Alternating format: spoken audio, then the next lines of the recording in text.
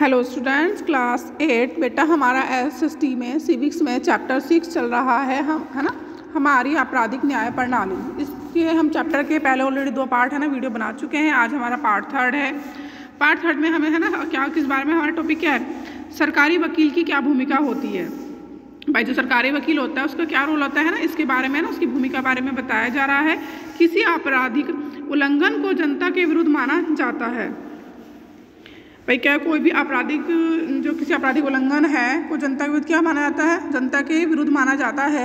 इसका मतलब यह है कि वह अपराध केवल पीड़ित व्यक्ति को ही नुकसान नहीं पहुंचाता बल्कि पूरे समाज के प्रति अपराध होता है। मतलब वो क्या कह रहे हैं कि भाई खाली इसका मतलब ये नहीं है कि भाई वह अपराध जो अपराध होता है केवल पीड़ित व्यक्ति को ही नुकसान नहीं पहुंचाता है ना, बल्कि पूरे समाज के प्रति अपराध होता है। भाई किसी व्यक्ति के द्वारा कोई अपराध किया जाता है, खाली भाई वो उसका प्रभाव क्या पड़ता है, सभी पर पूरे समाज पर पड़ता है। आपको पिछले अध्याय में दहेज के लिए सुधा की हत्या की घटना याद है ना। भाई इससे पहले चैप्टर में भाई किसके बारे में, भाई सुधा की हत्या के बारे में पढ़ा था। भाई किसलिए, दहेज के लिए है ना, उसके ससुराल वालों ने दहेज के लिए भाई डिमांड करी, दहेज मांगा और उसके बदले में क्या कहते हैं, जब वो नहीं मिल पाया तो उसकी मार दिया गया उसको है ना।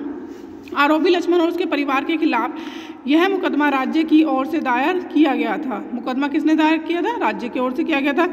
इसलिए इस मुकदमे को राज्य है ना दिल्ली प्रशासन बनाम लक्ष्मण कुमार एवं अन्य का नाम दिया गया था। इसी तरह शांति वाले मुकदमे को भी श्रीमती शिंदे बनाम शांति हेम्ब्राम की बजाय राज्य है ना बनाम शांति हेम्ब्राम के नाम से जाना जा सकता है। भाई वो कहते हैं कि भाई इससे पहले चैप्टर में जो मुकदमा उसके बारे में था कि भाई अब ये मुकदमा है किस नाम से, भाई शांति वाले मुकदमे क्या श्रीमती शिंदे बनाम शांति हेम्ब्राम के है ना की बजाय राज्य बनाम शांति हेम्ब्राम के नाम से जाना जा सकता है। अदालत में सरकारी वकील राज्य का पक्ष प्रस्तुत करता है। भाई सरकारी वकील क्या करता है, भाई राज्य का पक्ष प्रस्तुत करता है। सरकारी वकील की भूमिका तब शुरू होती है जब पुलिस जांच पूरी करके अदालत में आरोप पत्र दाखिल कर देती है। सरकारी वकील का काम कब स्टार्ट होता है कि जब पूरे मुकदमे की है ना पुलिस के द्वारा पूरे मुकदमे की जांच करके और वो क्या करते हैं, आरोप पत्र कहाँ, अदालत में दाखिल जमा कर देता है। सरकारी वकील की इस जांच में कोई भूमिका नहीं होती है। भाई जो जांच वगैरह की जाती है वो कौन करता है, पुलिस के द्वारा की जाती है। उसमें सरकारी वकील का कोई भी रोल नहीं होता है। उसे राज्य की ओर से अभियोजन प्रस्तुत करना होता है ना, किसकी तरफ से, राज्य की ओर से। न्यायालय के पदाधिकारी के रूप में उसकी जिम्मेदारी है कि वह निष्पक्ष रूप से अपना काम करे और अदालत के सामने सारे ठोस तथ्य, गवाह और सबूत पेश करे, तभी अदालत क्या कर पाएगी, सही फैसला दे पाएगी। भाई उसका कार्य क्या है कि भाई अच्छे से क्या करे, अपने भाई निष्पक्ष रूप से वो कार्य करे है ना, कोई पक्षपात ना करे और सारे जितने भी आपके उसके पास सबूत वगैरह हैं, तथ्य वगैरह हैं, सब है ना गवाह वगैरह अदालत के सामने पेश करे, जिससे कि अदालत के द्वारा सही जजमेंट किया जा सके। न्यायाधीश की क्या भूमिका होती है, अब जो जज होते हैं उनकी क्या भूमिका होती है बता रहे हैं।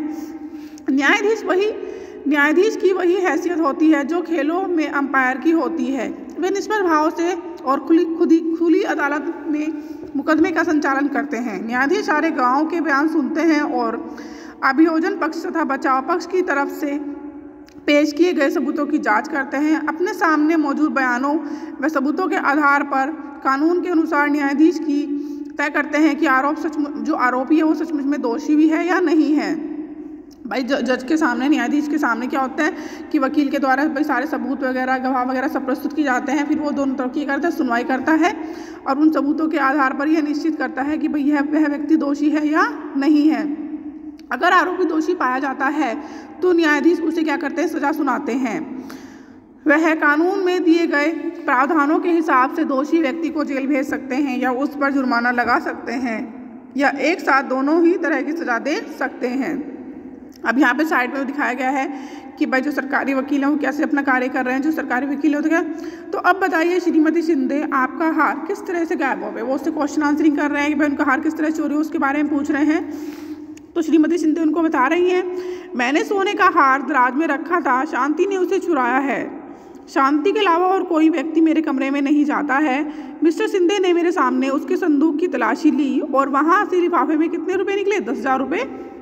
देखकर हम तो चंबे में पड़ गए थे कि शांति को यह पैसा मेरे हार बेचकर ही मिला था। वह क्या है, चोर। श्रीमती शिंदे अपनी शंका जाहिर करती है कि भाई मेरा हार ना उन्होंने चुराया है और जो उनके बक्से से जो पैसे मिले हैं वो मेरे हार को बेचकर ही मिले हैं। अब हमारा थर्ड है निष्पक्ष सुनवाई। निष्पक्ष सुनवाई क्या मतलब बिना पक्षपात के, है ना, सुनवाई कैसे होती है। आइए थोड़ी देर के लिए कल्पना करें कि अगर न्यायाधीश महोदय शांति का मुकदमा किसी और तरह संचालित करते तो क्या हो सकता था। अगर अदालत ने शांति को आरोप पत्र और गवाहों के बयानों की नकल न दी होती, भाई किसने, अदालत ने भाई शांति को आरोप पत्र और गवाहों की बयानों की नकल न दी होती तो क्या होता। अगर न्यायाधीश किसी जगह पर मुकदमा चलाते जहां शांति और सुशील दोनों ही नहीं जा सकते तो क्या होता। अगर न्यायाधीश ने शांति की अधिवक्ता राय को अभियोजन की ओर से प्रस्तुत किए गए श्रीमती शिंदे आदि गवाहों से जिरह करने का पर्याप्त समय न दिया होता और पहले ही मान लेते कि शांति दोषी है तो क्या होता। भाई अगर सपोज करो शांति के पास भाई ये आरोप पत्र वगैरह सब चीज़ें ना मिलती, है ना, और उन्हें भाई मौका ना मिलता, भाई उनके बारे में कोई वकील ना किया जाता और वह अपनी दलील ना पेश कर पाता और उसको क्या मान लिया था, शांति को दोषी मान लिया जाता।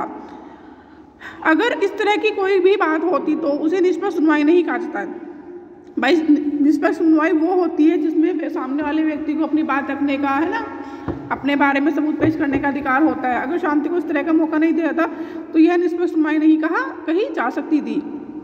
इसकी वजह यह है कि निष्पक्ष सुनवाई के लिए कई बातों का पालन करना जरूरी होता है। वो क्या क्या है, संविधान के अनुच्छेद 21 में जीवन के अधिकार का आश्वासन दिया गया है।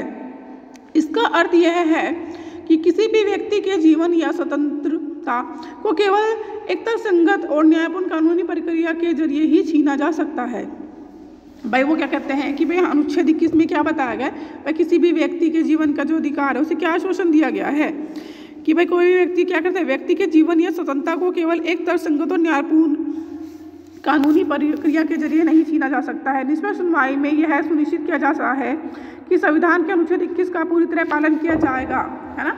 भाई क्या देखा जाता है कि भाई जो संविधान अनुच्छेद 21 में जो उनके अधिकार दिए गए उनका सही से पालन किया जा रहा है या नहीं है। आइए अब चित्रकथा पट में दिए गए शांति के मुकदमे पर वापस लौटते हैं और निष्पक्ष सुनवाई के मूलभूत तत्वों पर क्या करते हैं, ध्यान दें।